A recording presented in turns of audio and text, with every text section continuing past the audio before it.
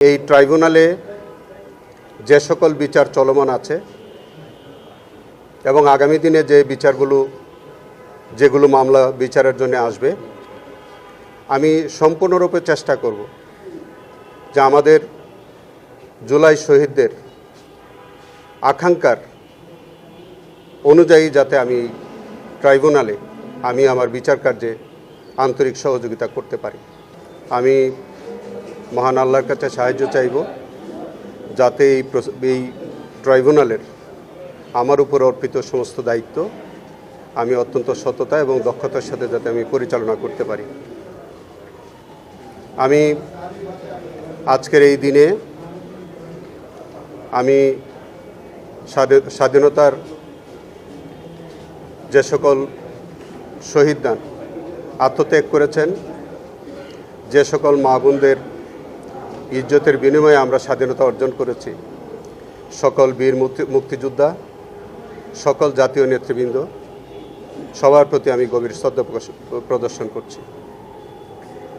আমি কৃতজ্ঞতা প্রকাশ করছি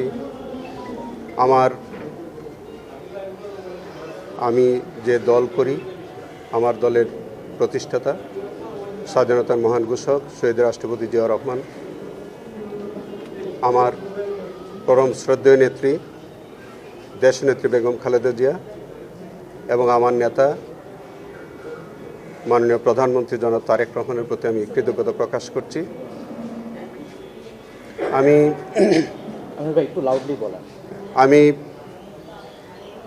এই ট্রাইব্যুনালের দায়িত্বভার গ্রহণ করার পরে আমার কাছে মনে হয়েছে যে এইটি অত্যন্ত গুরুত্বপূর্ণ একটি দায়িত্ব, যেখানে আমাদের জুলাই বিপ্লবের যে সকল শহীদদান আত্মত্যাগ করেছেন, পঙ্গুত্ব বরণ করেছেন, আমি মনে করি যে তাদের আকাঙ্ক্ষা অনুযায়ী যাতে এই ট্রাইব্যুনালে আমি আমার কর্তব্য পালন করতে পারি। এই ট্রাইব্যুনালে যে সকল বিচার চলমান আছে এবং আগামী দিনে যে যেগুলো মামলা বিচারের জন্য আসবে, আমি সম্পূর্ণরূপে চেষ্টা করব যে আমাদের জুলাই শহীদদের আকাঙ্ক্ষার অনুযায়ী যাতে আমি ট্রাইব্যুনালে আমার বিচার কার্যে আন্তরিক সহযোগিতা করতে পারি। আমি আমার প্রিডিসেসর যে চিফ প্রসিকিউটর জনাব তাজুল ইসলামের প্রতি, আমার বন্ধু, তার প্রতি আমি গভীর কৃতজ্ঞতা প্রকাশ করছি। তিনি আজকে আমাকে দায়িত্বভার অর্পণ করেছেন, এই জন্য তার প্রতি আমি কৃতজ্ঞতা প্রকাশ করি। আজকে আমি মনে করি যে এই ট্রাইব্যুনাল, এই বিচার ব্যবস্থা সম্পর্কে আর বেশি কিছু আমরা না বলি, যেহেতু আজকে আমি প্রথম আসলাম, আমি দায়িত্ব পেলাম, আমি এই ট্রাইব্যুনালের সমস্ত কার্যক্রম আমি দেখব। নিশ্চয়ই আপনাদের সাথে বারবার দেখা হবে, কথা হবে। এই ট্রাইব্যুনালের কার্যক্রম নিয়ে আপনাদের সাথে আমরা বারবার মুখোমুখি হব। আমি একটা কথা শুধু বলতে চাই, এই ট্রাইব্যুনালে যে সকল অপরাধীরা বিচারের সম্মুখীন, তাদের জন্য সুস্পষ্ট মেসেজ